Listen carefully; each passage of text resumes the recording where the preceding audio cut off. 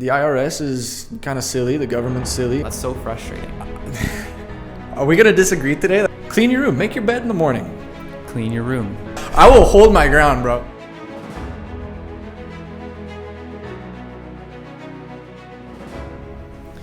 Welcome to the Young Patriots podcast. Today we have our host, Devin Romero, which is me, and we have our co-host, which is Aiden MacArthur.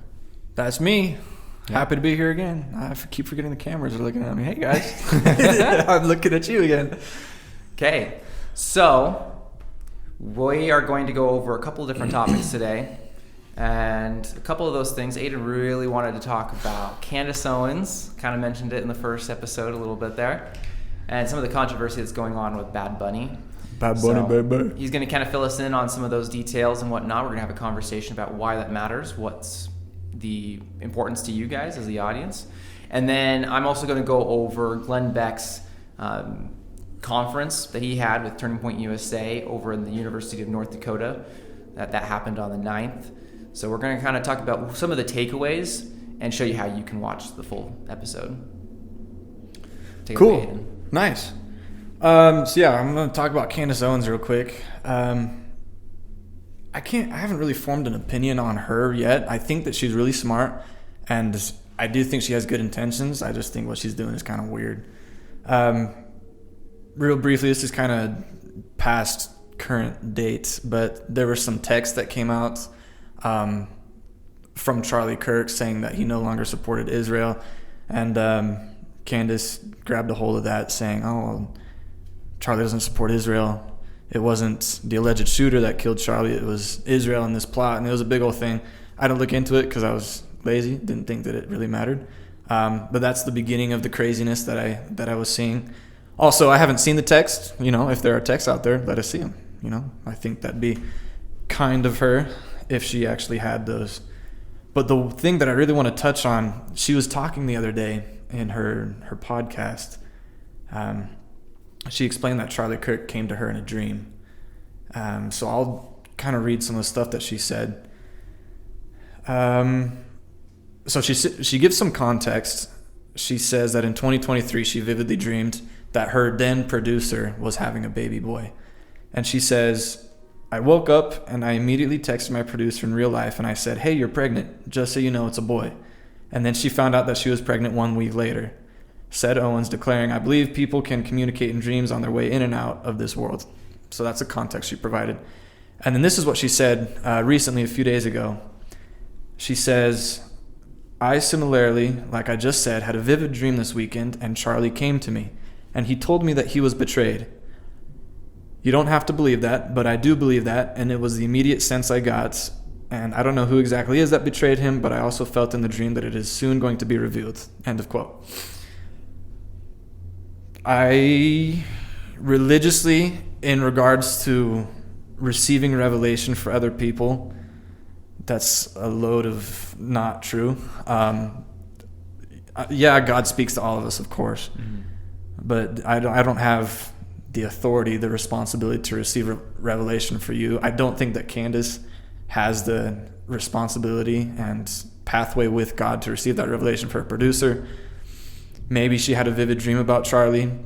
It could be that she's enveloped in this whole world of trying to figure out what happened. Charlie was her good friend. Mm-hmm. Could be something like that. It just doesn't sit right with me. And there's a whole lot of other stuff that she said that is a lot more coherent. She's very smart and is doing this for a good reason. But I just think that this is a little bit silly. I don't know. The fact that she had this dream in 2023 about her producer, is that supposed to mean that this Charlie dream is true and we're supposed to all rely on Candace now? Candace the prophet, the prophetess? I don't know. I don't know. You have any thoughts about that? Well, my first thought is maybe some of the audience members aren't familiar with what we mean by the term revelation. So do you want to kind of break down what that means? So revelation for us is God speaking to us personally. If we have an idea, if we have a feeling that we need to do something or not do something, and it's for our own personal life, that's personal revelation. We believe that there's a prophet on the earth today, as there was in the time of Jesus, and before that, who receives revelation from God in regards to the entire world, the entire church. And there is, there's stewardship. So I can't receive revelation for the entire world as a whole, but who I believe the prophet to be, he can. Yeah.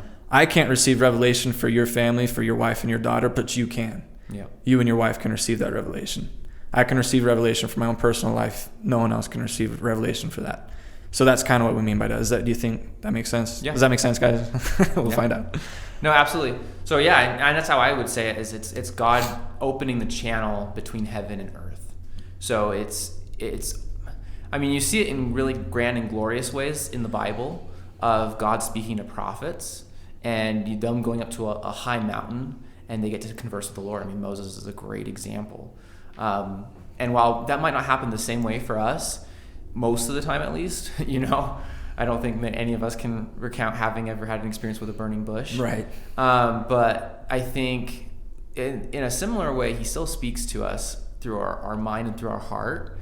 And he kind of gives us these ideas. And sometimes you're like, I definitely don't want to do that. And so I know that's from God, because there is no way that I would have thought I'm going to go and, talk to this random stranger and ask them how their day is going. No one you knew. So some of those types of things you can kind of tell, but sometimes it's not as easy to differentiate when it's coming from God and when it's not, Right. So, but in general, yeah, it's God speaking to his children, and it's an evidence of the fact that he loves us. Imagine he's not going to leave us hopeless, and he's not going to leave us alone on this earth. He does want us to return, and he knows we need his help if we're going to make it back. Right. But you're exactly right. With Revelation, it's what we come down to with keys. And keys is a term used to refer to authority that you have given to you by God. So as a father, you have the keys to receive revelation for your family, but you're not going to receive revelation for someone else's family.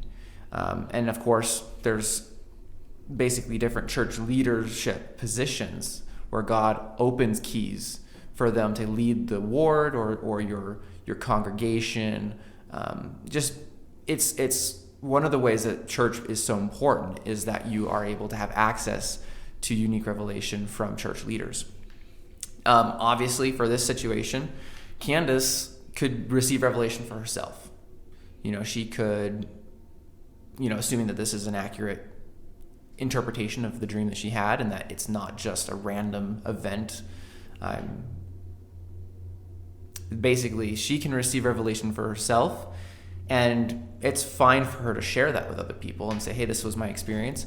But you're right. It's not going to have the same weight as if, Moses came down from the mountain and said, hey, God's told me we need to make an exodus. We need to leave Egypt. Right. So I like the points you made. That it was a lot more eloquent than the way I put it, I think. But I don't know. I'll keep looking into Candace and the stuff that she talks about. It's very intriguing. I don't believe most of it. I think a lot of it is just conspiracy theory. Yeah. And she doesn't like when people call her stuff conspiracy theory, but that's what it is. It does sound like it. It very much does. And I think it's important what she's doing, because call it conspiracy theory, call it fake revelation, call it whatever. She's opening another channel to the investigation, and I think we need all eyes on what happened.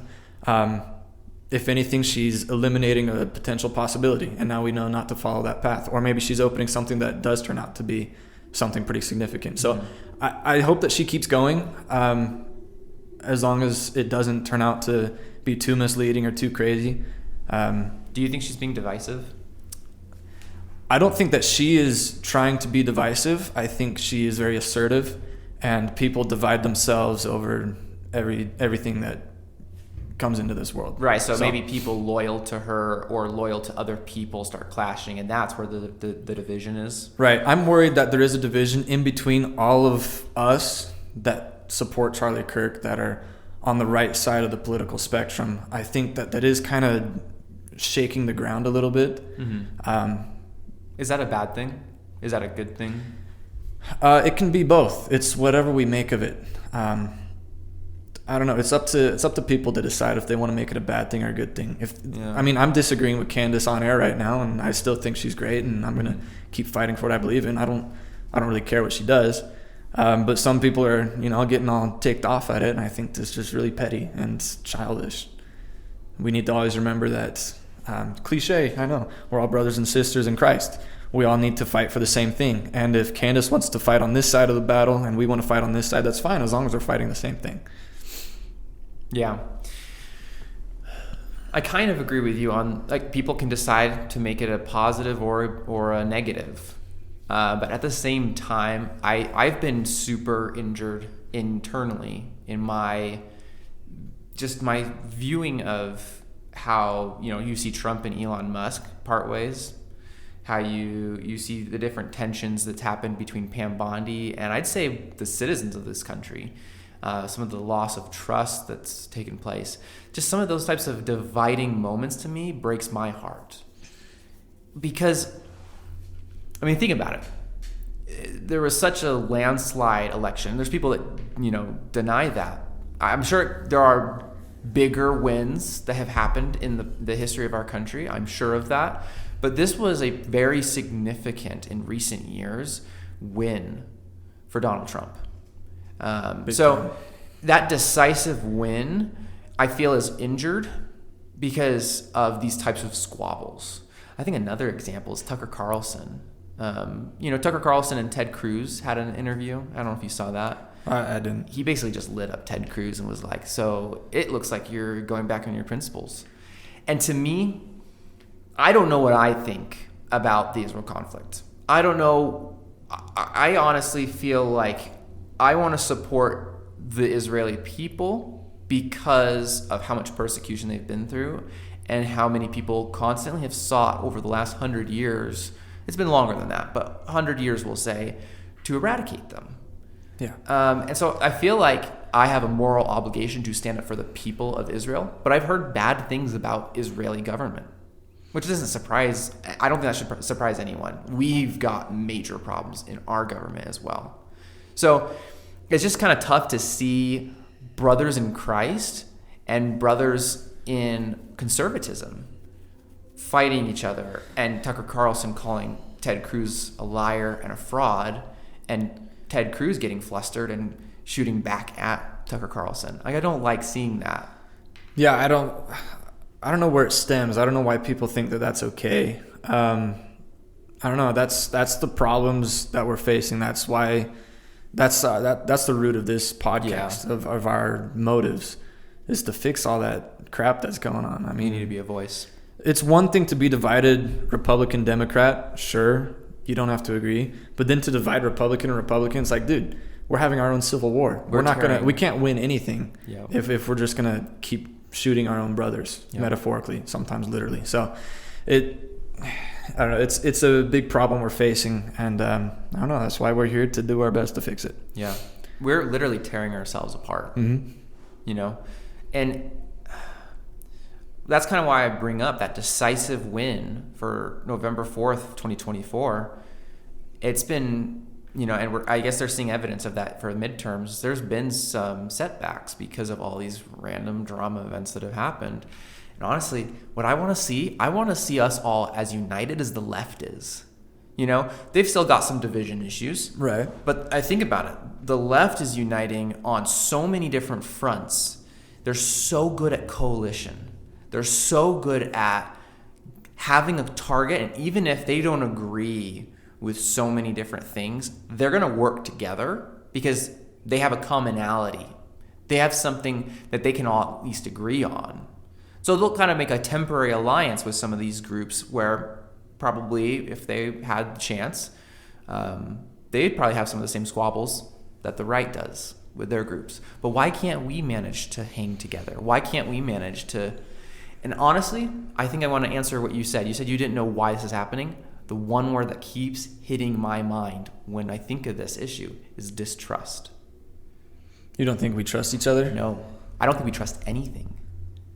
Think about it. Our generation, Gen Z, we've had lots of statistics that have gone into it and looked and seen there's a general distrust for institutions in general. I see that. You're talking churches, you're talking governments. Part of the reason why they're saying that we're going to be one of the most conservative generations in recent years.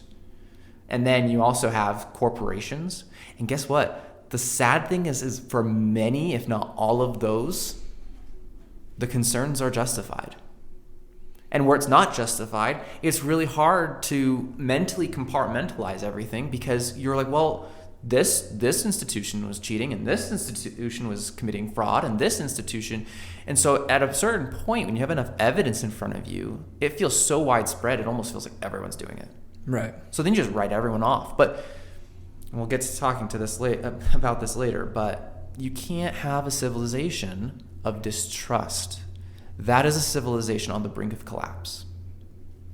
I agree with you. Yeah, and you said that, and I was half listening to you, half thinking about what do I trust, and I trust Jesus, I trust my family, and my friends. That's about it. I think that the government has lots of problems. Yep. I trust the church too, of course.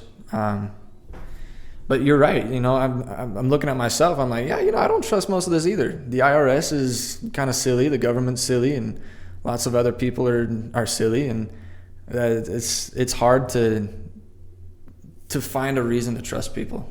I'm just regurgitating what you're saying, but I totally see it. I think that kind of sheds some light on what you're talking about with Candace Owens, honestly. Right. Can we trust her? Can we trust what she's talking about? Because we've been trained to not trust anything. Well, and she's operating under that same issue. I think this is the reason that all of these conspiracy theories, whether they're true or not, are coming up from Candace Owens, is you're seeing the disease of distrust. And so the fruit of distrust are conspiracy theories and other problems. Trying to grasp at your own straws, trying to come up with your own solution, because all these media outlets aren't telling everything that's true, and it's it's a big issue. Was there any more thoughts on Candace Owens and what she's talked about? Not unless you had anything. No? Cool. No, I'm good. I think we kind of hit that pretty well. So I'm actually excited to talk about this one. Bad Bunny is performing at the Super Bowl Why? halftime show. Why? That's not a genuine question. I'm just, why? Why do I want to talk about that? No. Why is he there? Why is he going to be picked for the Super Bowl? That's so frustrating. Are we going to disagree today? That's going to be fun, bro. You want Bad Bunny? Dude, okay. I'll get into that in a second, but... the first disagreement of Young Patriots, and it's about Bad Bunny, guys. This is not... I will hold my ground, bro. Dude, we'll get there in a second. Okay, this is going to be fun. So... Right-wingers are upset that Bad Bunny is performing at the Super Bowl. Yeah. Basically, what it was is the left and the media and those who have power over the NFL were giving a middle finger to the right and to Trump, saying, okay, well, we're going to have this guy perform. Bad Bunny has talked out against Trump, against MAGA. Oh, yeah. He refused to give a tour, his Debí Tirar Más Fotos tour, I almost said that in Spanish, in the United States. Because he was afraid that ICE was going to raid his concerts. Estados Unidos. And which is a genuine concern, I think. I can see why he didn't want to have a concert in the United States if it's going to get raided by ICE. And I understand that. And he's done he's spoken out. He's been kind of a punk towards the American dream, the American nature. So I understand why right-wingers are upset. Looking at it politically, and I'm kind of like, dude, stop being so childish. Mm-hmm. But I also kind of give him the benefit of the doubt because I freaking love his music. But he at the end of the day, several songs that are on the top 10 trending list right now. Yeah, he does. If I'm not mistaken. I think he has 2, and was it the Times? I forget which outlet did it, but they did an analysis of the last 25 years of songs. We're a quarter of the way through the 21st century, guys. If you didn't know, there's your update. Oh, shoot. And basically, they did I think it was the top 250 songs of the 21st century.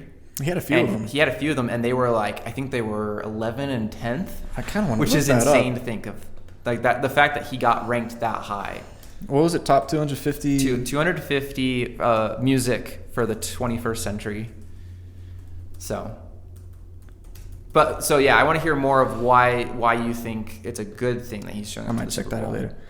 Why, what? This whole time I thought you were saying that you didn't want him to go to the Super Bowl. Oh, really? Yeah.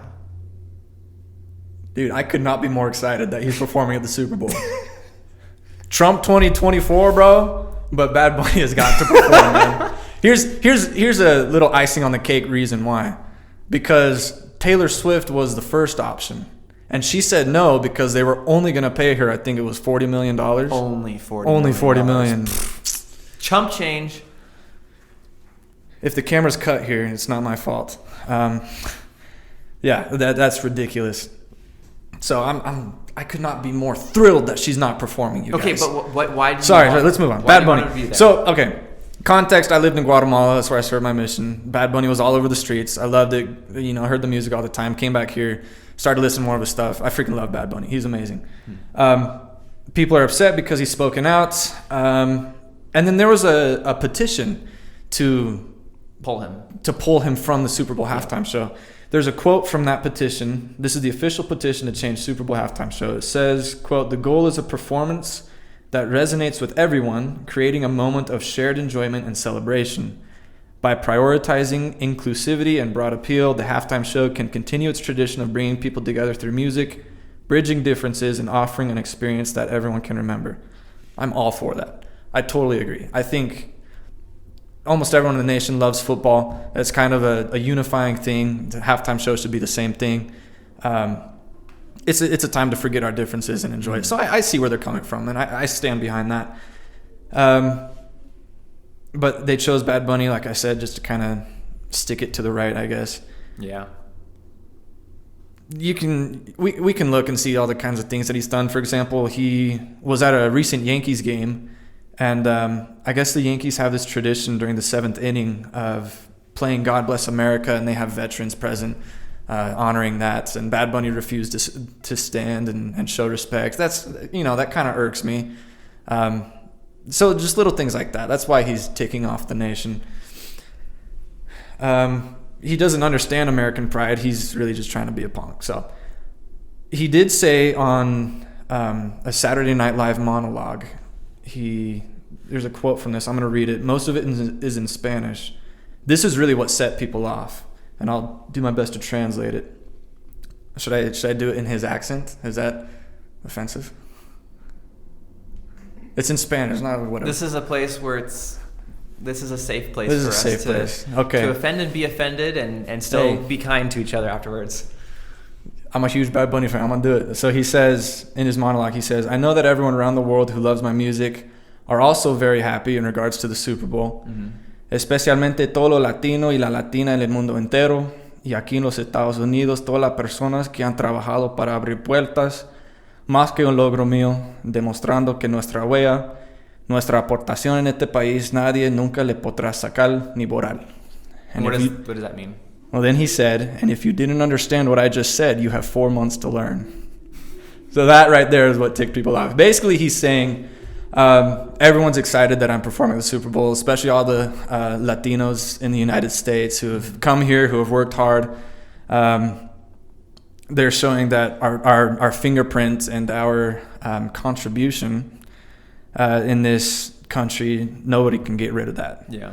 So I see where he's coming from. 100%. I think Latinos are really hardworking, and when they come here legally, I'm all for it. Yeah. But aportación, that's what that means, contribution. I'm like, okay, what? Sure, legals have contributed. Everyone here in the nation who works and who tries to have a good life is contributing. But I think of the illegal aliens. I'm like, really? What are they contributing? They're contributing to us having less jobs. The Democrats want to give them health care. All sorts of problems with that. So, I got mixed feelings about what he said. So that's just kind of what's been going on with the whole Bad Bunny issue. Huh. That's why everyone's upset. Matter of fact, I learned just the other day that I'm pretty sure it's confirmed that Turning Point USA, Charlie Kirk's organization, is actually going to throw their own halftime show at the same time. And love Charlie Kirk. How do they even do that? I don't know. I love Charlie Kirk. I love all that he stood for. I love Turning Point USA. And I think that is a little bit petty. I think that's just kind of a weird mentality to have. I can understand why they're doing it, but I just think that's a little bit extreme. I'm not going to watch it because I'm going to watch Bad Bunny at the Super Bowl. You can't watch both, though. I'm sure you could watch them both after. I could watch it after, but I want to watch Bad Bunny live, you know? So that's just kind of the gist of what's been going on. And then just to kind of nail it home, I want to do something fun here. Just in case you don't understand. You got to phone a friend. I'm going to phone a friend real quick. I might phone a couple if this one doesn't answer.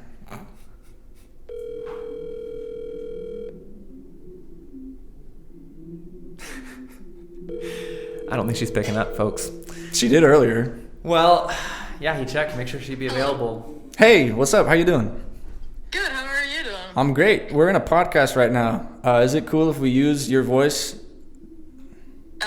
Yeah, sure. We have. Okay, that's permission right there. On a scale of 1 to 10, how much would you say that I like Bad Bunny? Oh, like 15? There we go.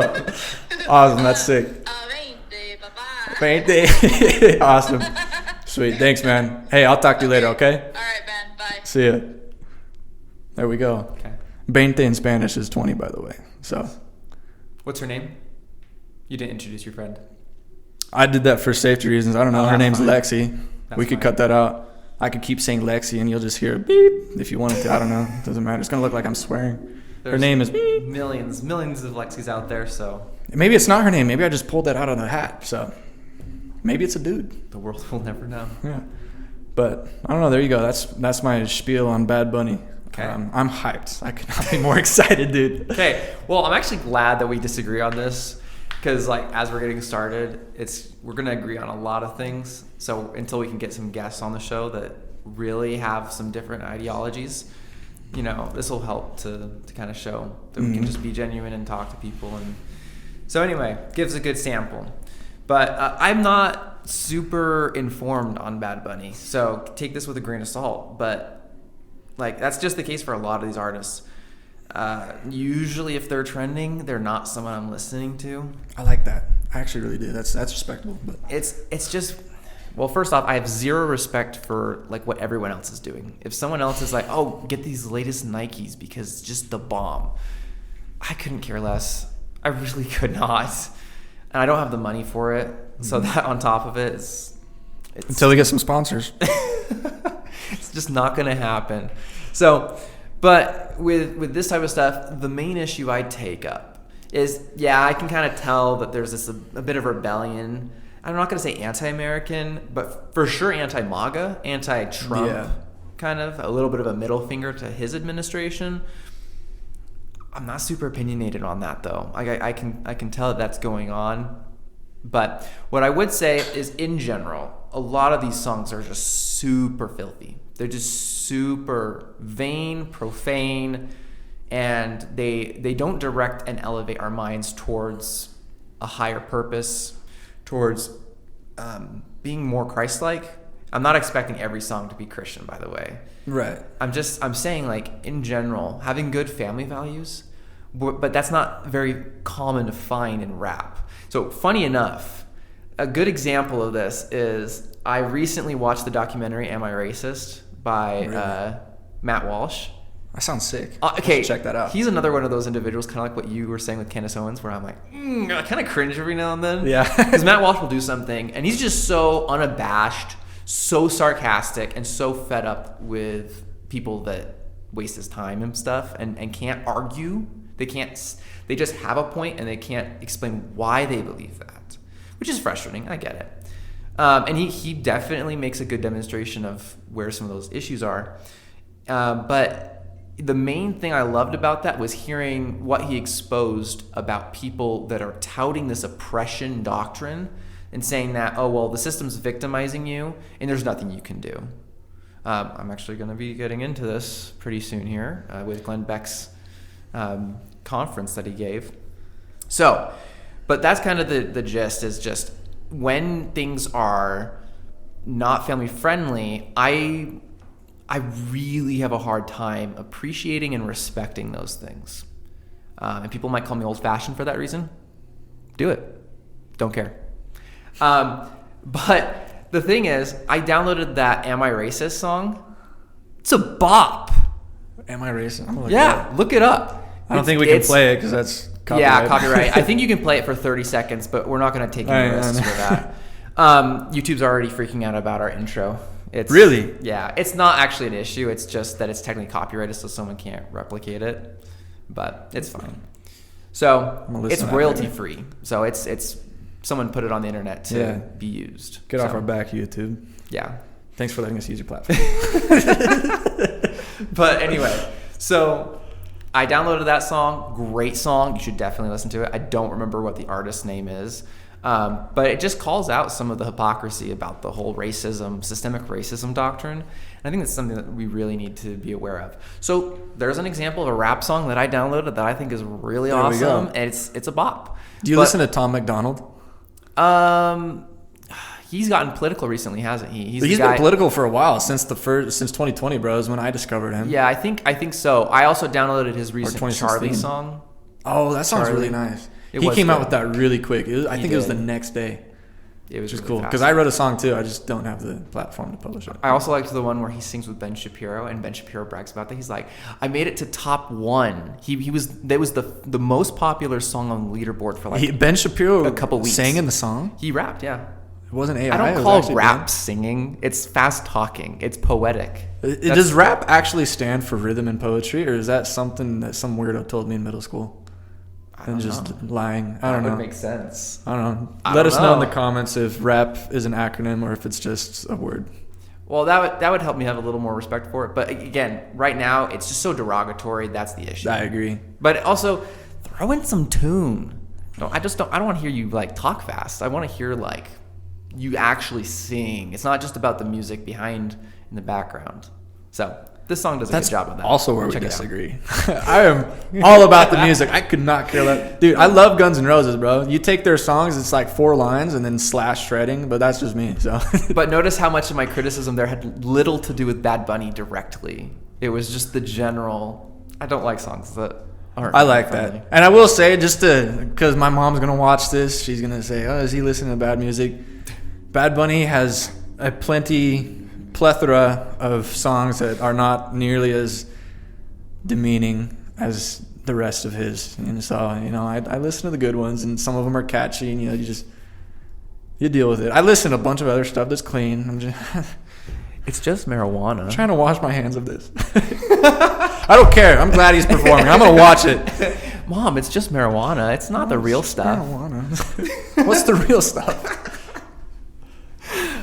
So anyway, were there any other thoughts you wanted to talk about? About Bad Bunny? What I should have done is come up with a prediction on what songs he's going to perform, but I'm the only one that's interested in that. I don't think you guys would have cared. Oh, when I picked up your wife to come here and set this up, we listened to Bad Bunny on the way. What did you think? Can I say her name? She'd rather not. No? She'll probably just like thumbs up, thumbs down. Bad Bunny. She'll probably leave like a comment or something afterward, or we can. Thumbs like this. She wants to stay anonymous. Bad Bunny. And I played the good songs too, so don't worry. I'm not. Yeah.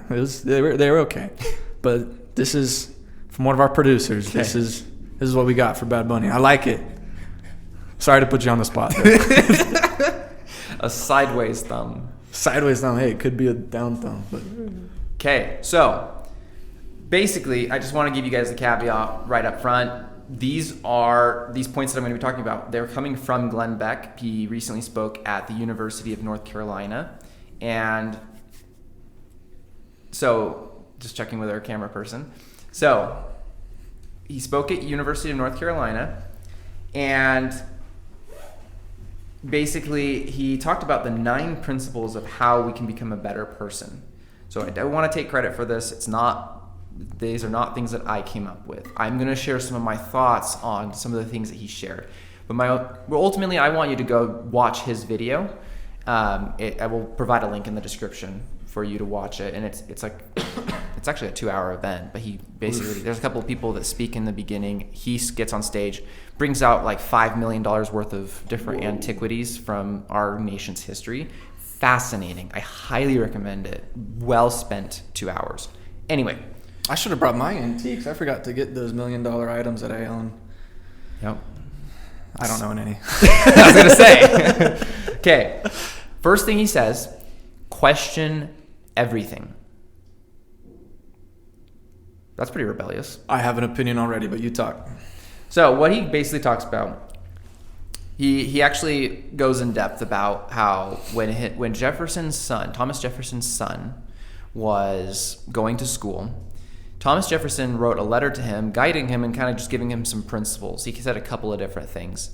But ultimately what it came down to was question everything, even the existence of God himself. For if he does exist, he must surely rather honest questioning than blind faith. Oof. Whoa. That's deep. That's a bar, dude. That is nice. And that is why he was one of the founding fathers. Heck yeah. Who was that again? Thomas Jefferson. Thomas Jefferson. What a stud. So what are your thoughts on that? I want to hear what you think. Okay, so I've had like 4 different thoughts already. Because you hit me with that quote. Now I'm questioning everything. He has a way of doing that. Pun intended. Do you get that joke? Does that joke make sense? Okay, yeah. We're not going to talk about the canoes. When you first said question everything, my immediate thought was, isn't that what's leading to all this mistrust? It's like that we were talking about earlier. How is questioning everything? I guess there is a difference between questioning something to genuinely find out what it is instead of just blindly not believing it. That's the key. It's not about doubt everything. Doubting, so that's actually really important in our faith, and that's for all Christian faith. There's a difference between asking God a question and saying, hey, what should I do? Why did this happen? What is the truth? Than it is to say, basically, just sharing your doubts and just perpetuating. Really, it's deception, because Satan is wanting to trick you into not believing. Right. And that's where doubt comes from. And you have doubts naturally too, but you don't want to feed doubt. That's why it says in 1 Corinthians, I believe it's chapter 13, that... Go to chapter. What's that? Sorry, I love that chapter. Yeah, it is a good chapter. Yeah. So, but Paul says that we believe all things. Mm-hmm. We hope all things. We have endured many things. Like that's... How can you tell me that you believe all things?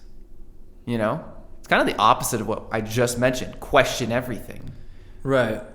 Maybe you believe all things after you've questioned everything, and now you believe. Believe isn't always in a positive direction either. It's not, I believe that God exists, I believe that this, I believe that that. You can also say, I believe that that's not true. I believe, so. Yeah. I don't know. Well, I think it's partly, I feel in my heart that the reason that he said that is, the best way to word it is that it's the willingness to believe. So when he says we believe all things, that doesn't mean that we trust everything. Right. That doesn't mean that it's blind belief. It's don't be of a doubtful heart. Don't be of a doubtful mind. Oh, that could never happen. This is also, we're going to talk more about this later too. That could never happen. I can't be successful. I can't know the truth. There's no way there's a God. All those thoughts are meant to tear down. But if you believe all things, I can do all things through Christ who strengthens me. I can do that. I can find truth. He will guide me. He's always with me. I don't know what I'm doing. I don't know where I'm going. But he will reveal the path. So that's that principle. Questioning everything goes hand in hand with that. Because if you're going to believe something, how can I say that I am for Donald Trump as president of the United States? I voted for him. This is why it's important to be informed about voting. How can I say that I want him as president if I don't understand what he's going for? If I don't understand who he is and what his principles are, how do I have the right to put my name under his and say, I vote for that man? Because I haven't done the questioning. I haven't done the hard work to seek, to find. Once I have sought, once I have done the diligent effort to knock, Christ promised us that it shall be opened. And that's the key. So you won't know if there's truly a God unless you're willing to question everything. You have to ask him, do you exist? Glenn Beck talked about his own experience with that and said, I literally had to throw away everything I had learned up to 30 years of my life. He talks about how he was drunk. He said he was basically on the verge of losing his job. He had lost his wife already. Just everything was falling apart, and he had to basically come to an understanding of, I don't know what's best for me. I don't know if you exist, Lord, but if you do, I know you must be loving. You must want me to return. You must want for me to receive the truth. And so because of that, I trust you, and if you do exist, please guide me. Please show me. Help me find this for myself. That's what it means to find your own testimony, you know? And so, great example, honestly, of faith. If you are just believing something because it's what your parents said, it's what your friends say, it's what the community says and what the nation says, and you're just going with the flow, do you really believe it? Would you die for it? So that's a good question right there. Mm-hmm. Towards the end of what you were saying, I was thinking about leftist ideologies, everything that they stand for. And I've seen so many interviews of, why do you have this claim? Why do you make that claim? Oh, because this, that, and I actually don't have a reason. And I think that if they questioned why they believe that, they'd come to a better understanding. Either now I have some facts to back this up, yeah, or I know that this isn't something that I want to go after. Yeah, it makes a more intellectual group of people, because we become agents to act and not to be acted upon. And so that is really deep. I like that. What else was I going to say? It doesn't matter. But I think bottom line is question everything. That doesn't mean doubt. Make sure you're not doubting as a default. Mm-hmm. But that is really profound. I like that. By the way, not to beat a dead horse, but this is the whole reason we started this podcast. It's for the right and the left. If you get into an echo chamber, that is one of the tenets of a cult. When you get into an echo chamber where they tell you, hey, don't talk to those people. Those people are dangerous. Those ideas are dangerous. There are dangerous ideas out there. And guess what? We need to face them with a sword of truth. We learn that from Scripture. So first off, the truth isn't afraid of lies because it's more powerful than the lies. Right. So you can go out there with confidence and you can destroy the lies with truth. But who is afraid of the other side? Lies. So if you're unstable in where you stand, whether you're on the right or the left, whether you're Christian or atheist, if you're unstable, if you get angry at people easily, you need to do some deep soul searching. Do I really believe what I say I believe? Am I sturdy in my faith? And that doesn't mean that you can't listen to other people. Sturdy doesn't mean, brash and not able to empathize. It just means firm. You're built upon a rock, and it's immovable, and it's stable. Can I share an experience about that? Yeah. So I grew up a member of the Church of Jesus Christ of Latter-day Saints, my parents, my grandparents, generations. And so I always went to church, read the Book of Mormon, do good things, get baptized when you're 8 years old, all that good stuff. And I did. And I always, knew it was true. It always felt right, and I was always happy. I never really had a faith crisis to this day. I can't say that I have, but there was a point in my life where I started, just investigating. I went to other churches. I went to Catholic Mass a few times. I went to evangelical churches. I went to Jehovah's Witnesses. And I 100%, I felt the Spirit in most of those reunions, which was crazy to me. And it didn't shake my faith. It actually did the opposite. It helped me realize, okay, just because you're a part of the true church doesn't mean that other churches don't have truth. That was the one thing I learned. For sure. And that has been huge for me. But then I also felt the absence as well of things that I was missing, and that solidified to me, no, I am a part of the true church. And these people are amazing too, but, I have the truth and I have the responsibility to share it now. Yeah. So I never really questioned my faith, but I questioned what else is out there. Yeah. What else is out there is not what I want my life to be. So now I went down a dead-end road, and I know not to go down that road. Yeah. Is essentially what happened. So that's great. Yeah. Well, and it probably gave you more empathy for those people that did disagree with you, because you think, well, I feel that this is my faith, that this is the true church. And guess what? There's millions of other people out there that belong to a completely different faith that feel the exact same way. How do you reconcile that? You're going to run into people that believe differently than you, and it doesn't make them wrong. It's just we have to learn to, despite the fact that we know what we know and we feel that we're right, or that we have a wholeness of the gospel of Christ. Catholics feel the same way. Presbyterians feel the same way. Baptists feel the same way. And to not be belligerent. It's not about winning an argument.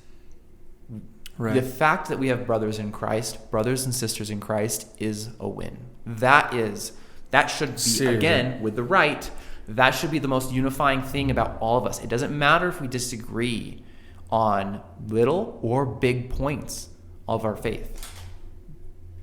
This is the most important thing, is to just remember that we are brothers and sisters in Christ. Yeah. And I mean, I'm actually not going to say anything. You said it perfectly. So I second what all you just said. Well, I'll show the next point then. So one of the things that he said was first, the truth will set you free. We kind of already talked about that. Right. I want to, right after saying that statement, I want to attack it. Attack the Not statement attack it. that the truth will set you free. Conflict it. Devil's So, advocate. I like it. have you ever heard of someone that when they were told the truth, they reacted with fear? Yes. Why? Because the wicked take the truth to be evil, number one. Is that from the Book of Mormon or from the Bible? That's a Book of Mormon scripture? It's from 1 Nephi. Okay, yeah. That's a scripture quote we have within the Church of Jesus Christ. Really great. You should read it. And then the other reason is because they realize that they have to change, or that change is necessary to receive further understanding, and that's uncomfortable for people. That's exactly right. He hit it on the head. So, cool thought experiment. Parable of the wise man and the foolish man. Okay? I don't know what other Christian faiths talk about with this, but where does the wise man build his house? On the rock. Who is the rock? Jesus. Enough said. Foolish man builds his house on the sand. What is the sand? What is the sand? What is the sand? Anything but Jesus. Enough said. Great job. So now here's the mind-blowing part. I had a teacher one time that said, I've always imagined the rain as trials, personally. Oh yeah, Jesus, he's the rock. He helps you get through the trials.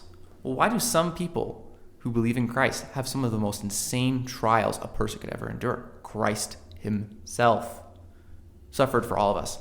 So why do some really good people go through some really terrible things? Well, turns out that one of the ways you can look at the rain is not trials. He was explaining, this teacher of mine, that it could represent truth. When you are built on Christ, the rain does not disturb you, does not disturb your house.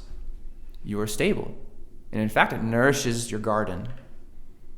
But when you are a man or a woman who has built your house on the world, when that truth hits you, you run, you hide, you are terrified because the walls are shaking before you and they're about to crumble down. And have we not seen this? Have you seen, it doesn't matter whether you're on the right or the left, if you have people that are like this, that don't have Christ in their life, there have been so many instances and so many videos online where people get outraged and they start punching, hitting, shooting people they disagree with. That's why that's happening. And that doesn't necessarily just automatically mean the person they disagree with is right. I'm just saying, when truth is spoken, those individuals that have not built themselves on Christ, they will be terrified.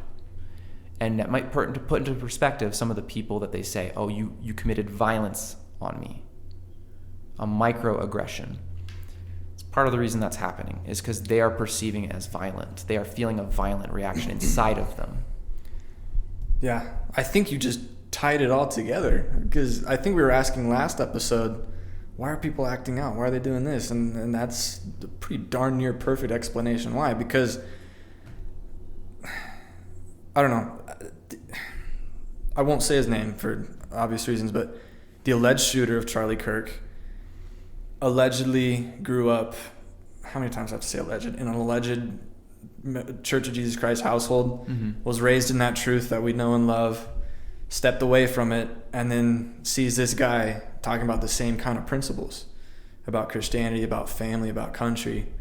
And maybe, speculating here, maybe that shooter, maybe the alleged shooter, had an internal crisis like you're talking about. He's like, oh crap, my family's not just dumb, like other people actually believe this stuff. How is this true? And either this person refused or didn't have the ability to handle that kind of that kind of information, and so lashed out and was sick in the brain. So that's a really interesting perspective to put on. I think that's totally plausible and probably the reason why most of this is happening. It's the same reason the prophets were stoned of old. Exactly. Yeah. And how do we solve that? What's the root of our podcast? To bring people back to Christ. Yep. If we all just get on the same freaking rock, we're going to be okay. The rain's not going to do anything. Yeah.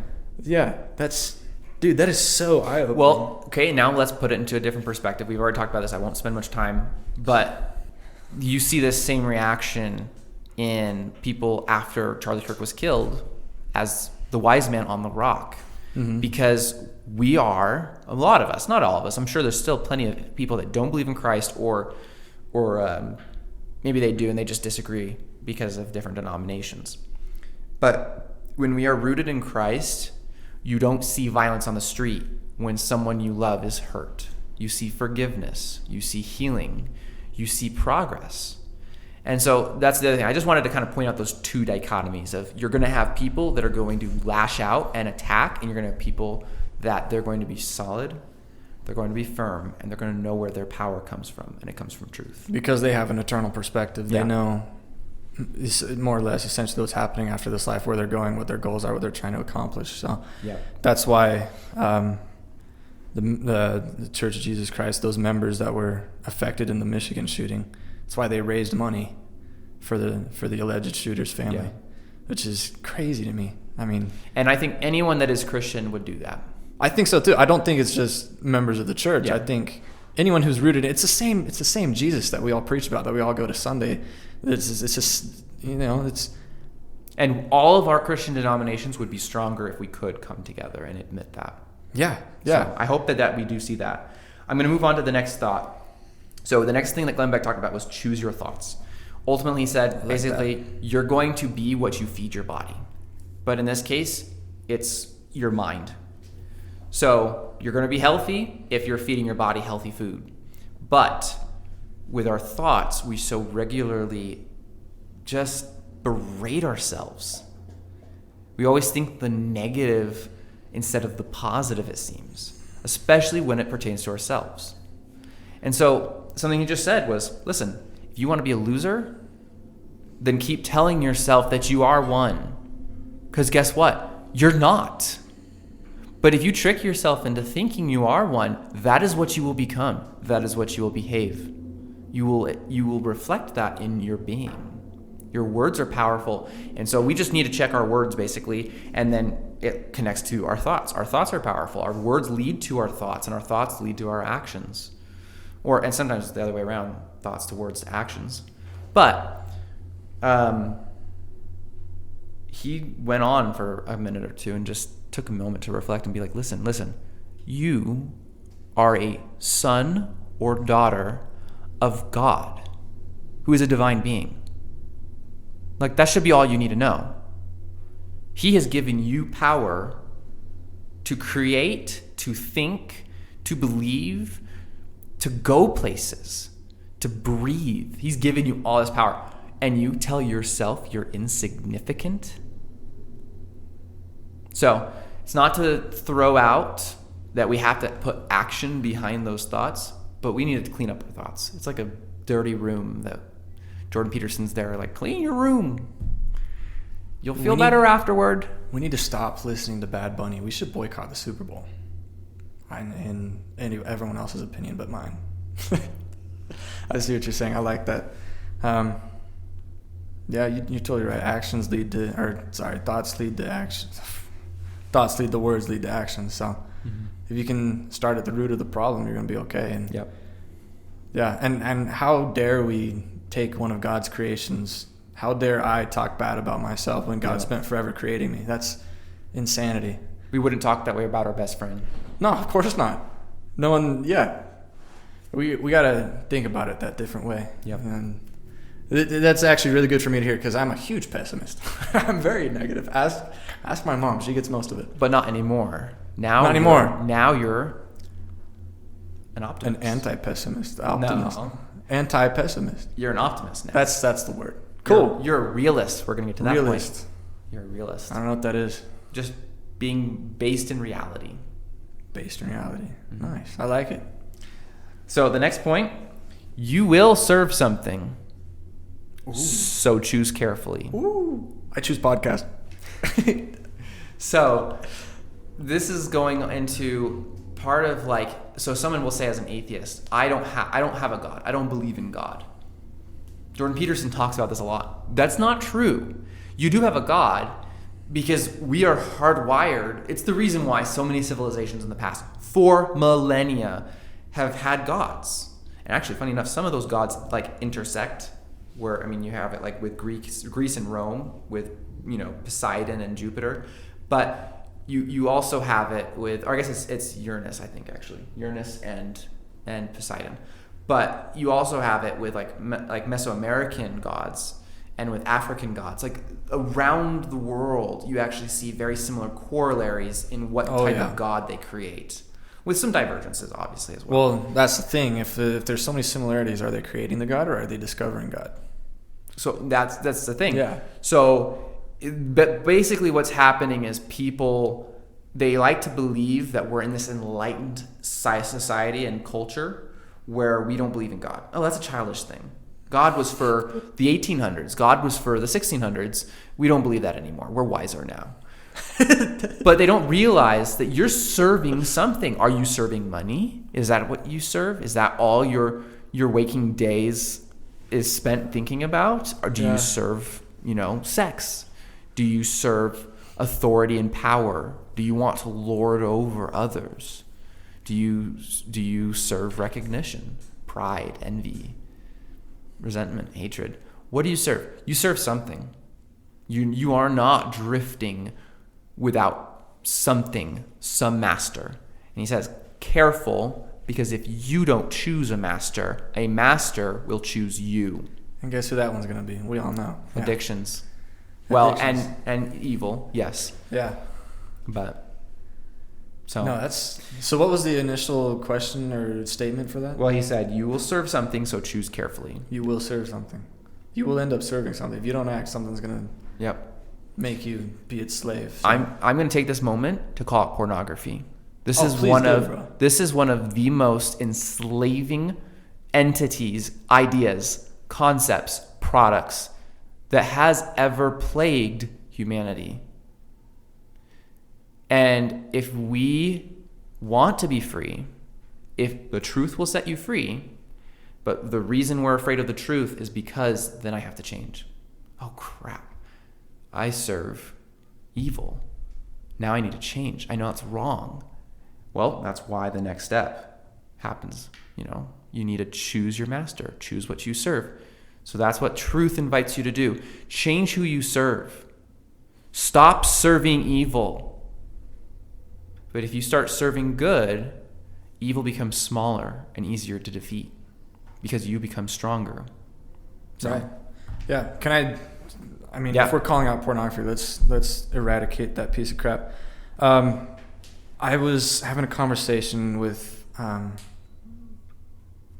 don't remember the context. I was having a conversation with some people, and I think they mentioned that there was some war or something where one side sent pornography to the other side, and it weakened the soldiers. It made them dependent on that, what pornography does, and then they got wiped out. I'm not sure if that's fictional. I'm not sure if it's plausible. It would totally work, 100%. And if you want to, I'm paraphrasing Charlie Kirk right here. He said something like, if you want to raise a generation of boys that are submissive, that are weak, that don't understand manhood, then put pornography into the picture. Mm-hmm. Because that destroys their perception of marriage and of intimacy. It wires their brain to be dependent on it. They're not thinking. When you have an addiction, you can only think 11 minutes ahead.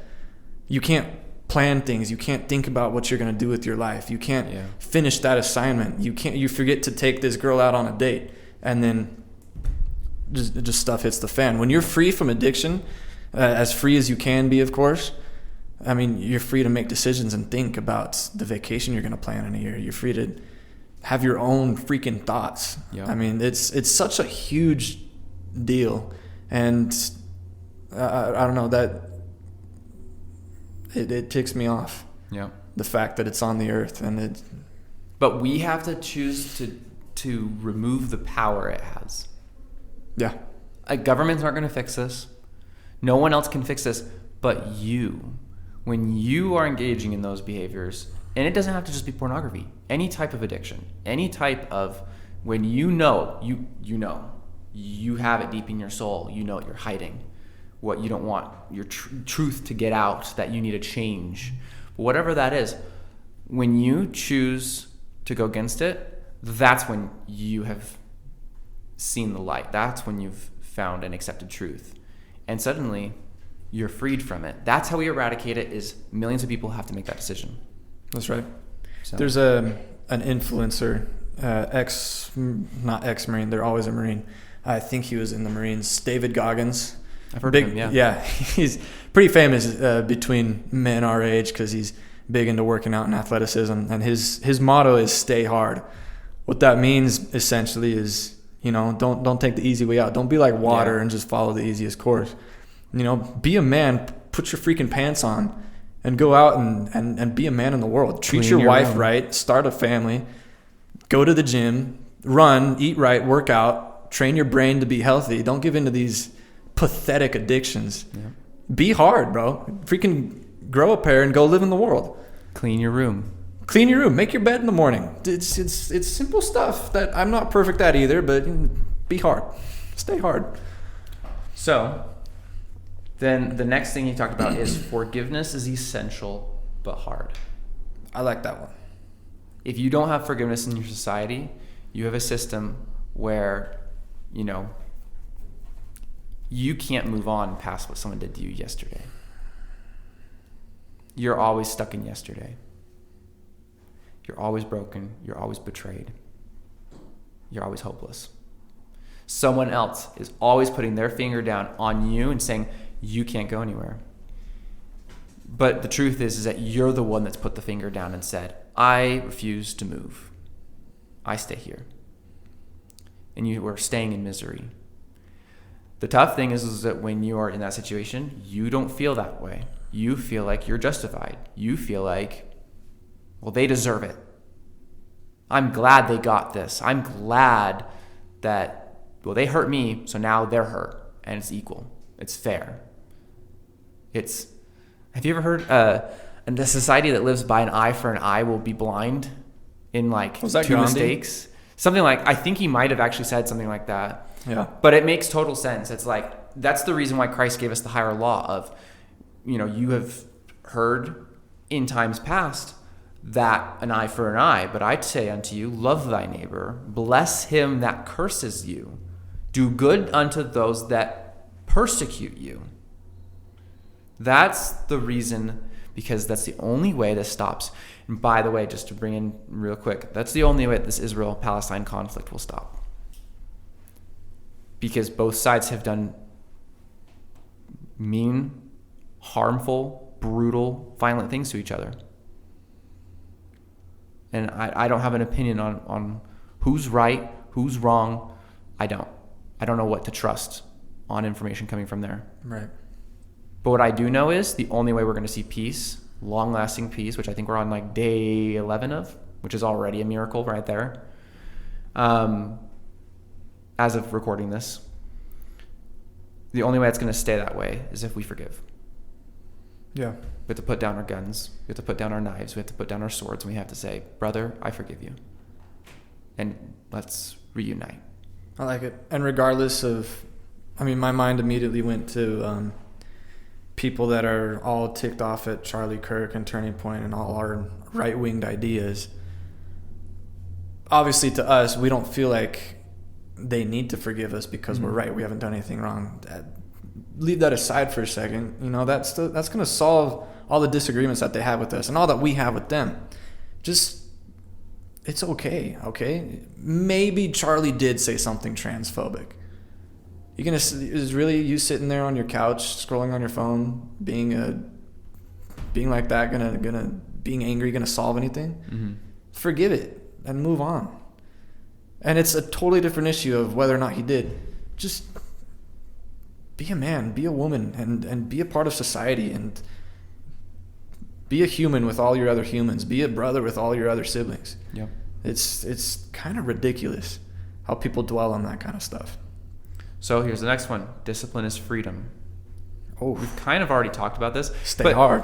One of the funniest things I hear people say is, well, your faith is so full. Glenn Beck actually rips on it too. He's like, you don't want to be part of my faith. My faith has lots of rules. It's really boring. It's like really not fun. But he holds to that. Shows you everything you need to know right there. He's not in it because it's posh. He's not in it because it's a trend. It's a fad. This is what he really believes. But everyone says, well, that rule is annoying. I believe in the right to choice. I believe in I have a right to do whatever I want to with my life. And it's like, yeah, you do. And you will find very quickly, if you do actually take that to its fullest extent, you will be full of misery.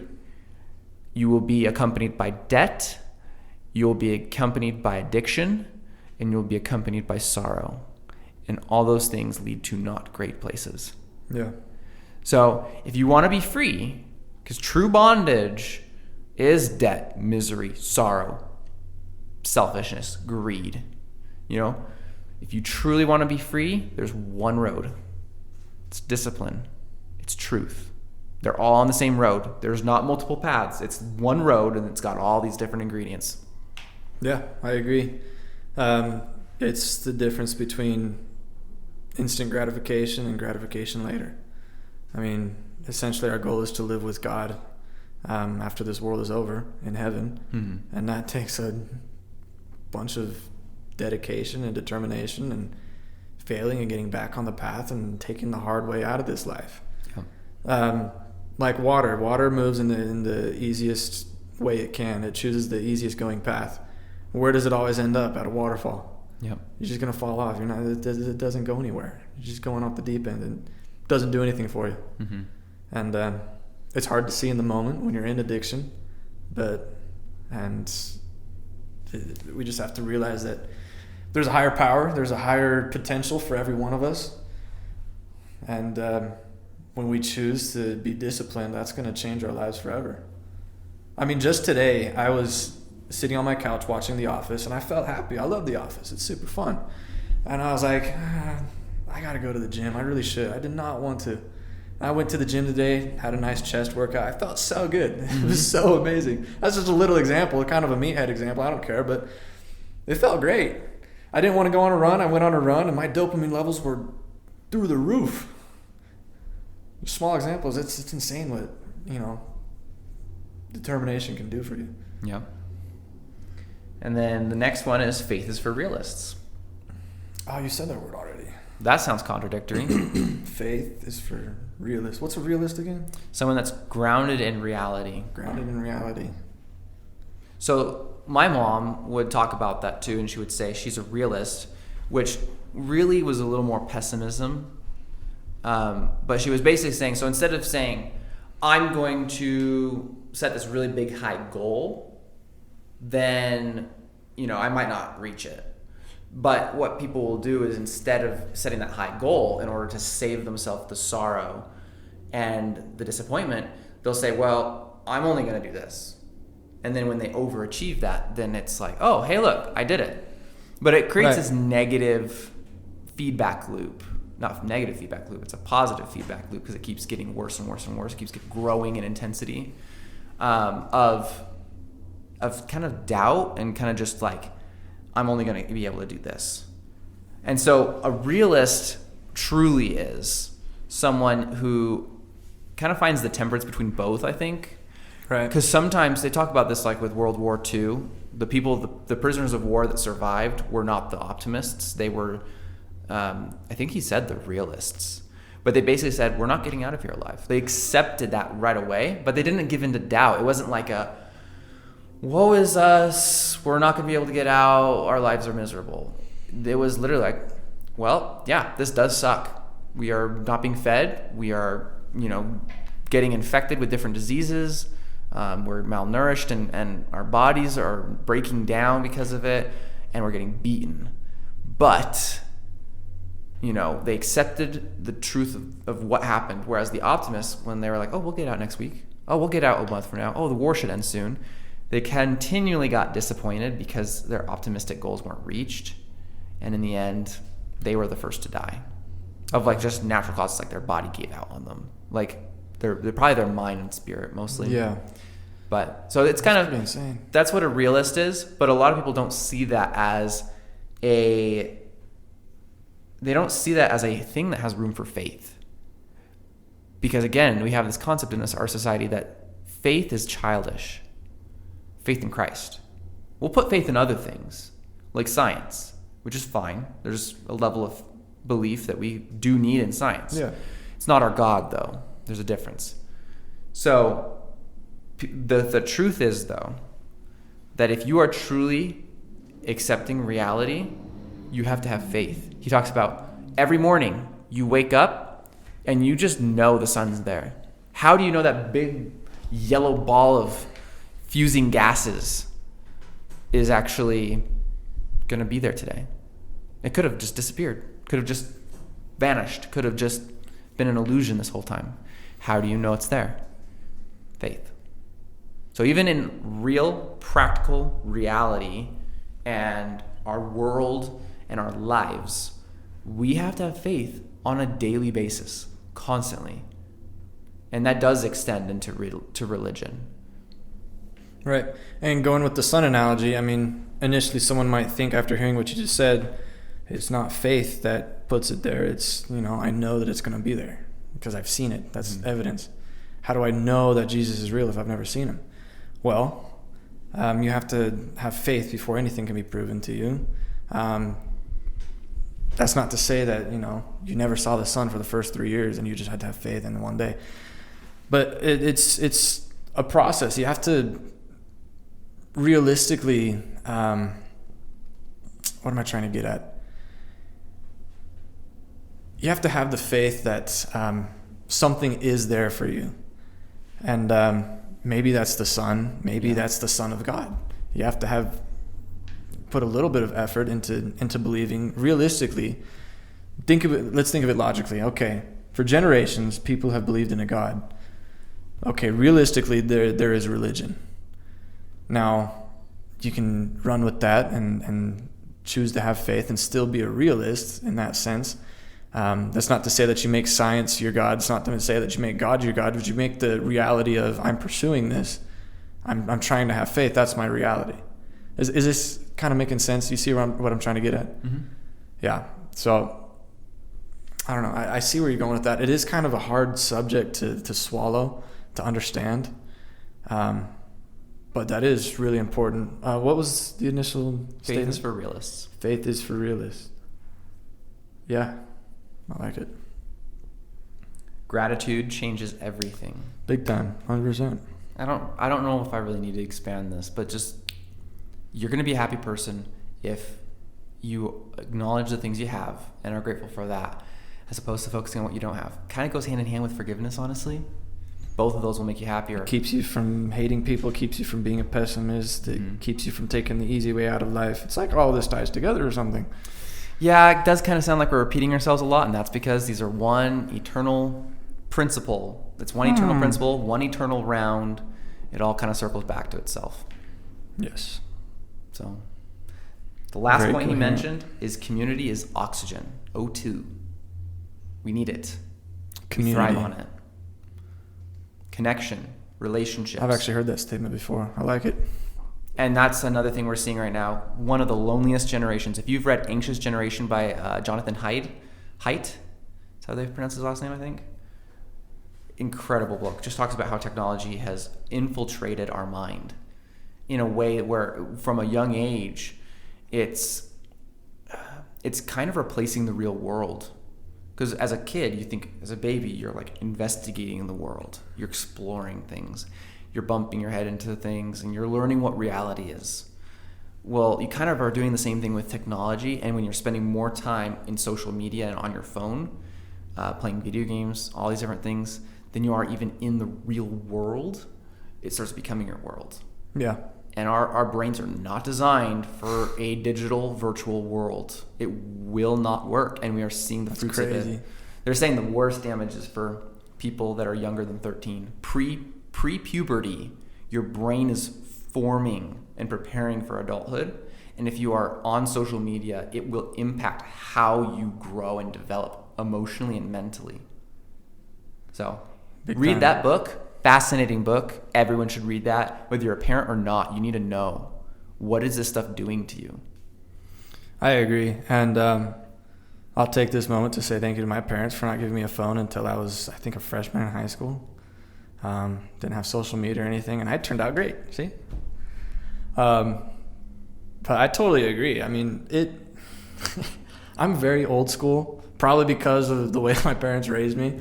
Not to say they're old or anything. They're just very grounded. They understand life. But it ticks me off to see people get to a stoplight. They press the button and the phone comes out. To press the elevator button and the phone comes out. It's like, dude, just smell the freaking air for a second. Come on. I sometimes catch myself, dude. I'm not perfect. I do that sometimes too. Like I've got my band to manage, that social media. I'm looking at our chat and stuff. I mean, yeah, it's business stuff, but still, you know. Set the cocaine drip aside. Yeah, set the cocaine drip aside. I love that. Dude. Yeah, just go on a walk and don't have music. I love this. Brett Cooper says it all the time. She's like, go outside, touch grass, like see life and the world, and step away from your keyboard rage. We almost named our band Touching Grass. Really? We were this close to calling it that. So he's in a band, by the way, just a plug for that. He's in a band called Rushmore. Rushmore _ band 4. That's the Instagram. So check him out. Yep. Thanks, bro. Okay, so 2 more things that we're going to talk about. We're over time, but we really need to talk about these things. Okay, let's be quick. America is both good and bad, and so are we. Whenever you have someone on the left telling you, America's racist. It's racist from the beginning. 1619. All these bad things. Oh, well, we did these terrible things. Oh, we did this. Oh, we did that. Oh, we did this. Vietnam War. Guess what? Some of those things are false, by the way. But there are genuinely bad things that we have done as a country. Mm-hmm. Bad things we've done. Yeah. People, government, all of it. Okay? Let's acknowledge that and move on and not make the same mistake and stop dwelling on it. Right. Let's Glenn Beck is huge about this. Is why he said these things. This is still part of my summary of his event that he did with Turning Point. But what's happening is you can't be honest if you only say one or the other. Yeah. Because I'm not just a good person and I'm not just a bad person. I've got good and bad in me. So which one am I? I'm both. You're wrestling. Both sides of you are wrestling with each other and saying, I want to defeat the other.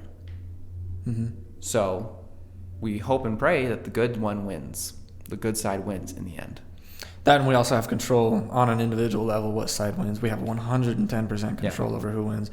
It's just worrying about what society is going to choose.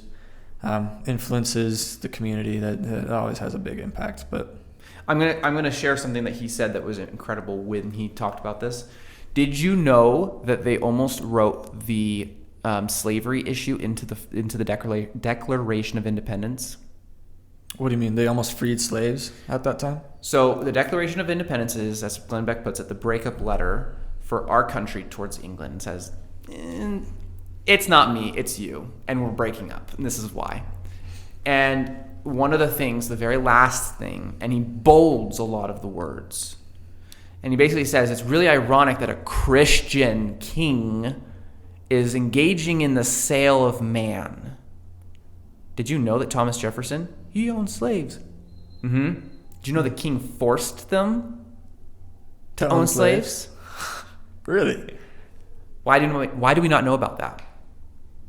Oh, because that doesn't matter. We just want to push our agenda that America's racist. Focusing on the bad, not acknowledging the good. Thomas Jefferson was disgusted by slavery. Disgusted by it.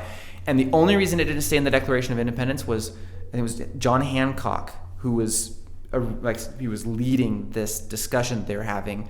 Thomas Jefferson was authoring the Declaration of Independence. John Hancock said, "We are literally going to lose our heads. Brothers, we will die if they put that in the if we post this." No, not the slavery issue. The Declaration in general. Oh, yeah. We are dead men. So if we're going to die about this, we need to make sure we 100% agree on every one of these lines. They literally went line by line and raised their hand to acknowledge a vote, yay or nay, for every line. Unfortunately, that line that Thomas Jefferson wrote was given a nay vote by 2 states, Georgia and South Carolina. And that's later where the Civil War began. Right. So it almost got through, but that's the only reason. It's because they had a unanimous requirement, and because 2 defected, it was removed. It was stricken from the record. And just for those for those people that think, oh, that's so hateful, that's cowardly.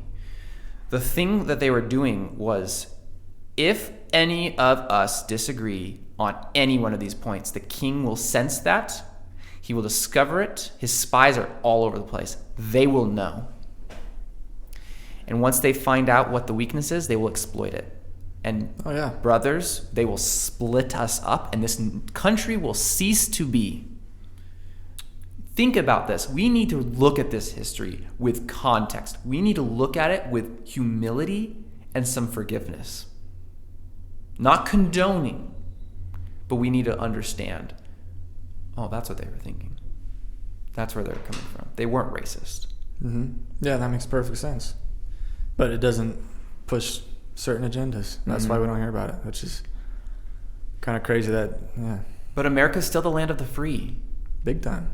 Despite the contradiction of, well, why are we the land of the free when we had slaves for 100 years? Oh, there's some context. Part of it's we were finding ourselves. We set a vision of liberty, freedom, and guess what? We still haven't perfected that. We are still imperfectly seeking for that ideal. We're going to close on why Booth shot Lincoln. I thought this was fascinating. So, we all know the story. Glenn Beck talks about, by the way, he has the only existing photograph of Booth, John Wilkes Booth, and Abraham Lincoln in the same photo. And he said the interesting detail of it is you can actually see that in it, because it was such a long, I think it's an aperture, where the camera has to soak in the light, and then it makes the image.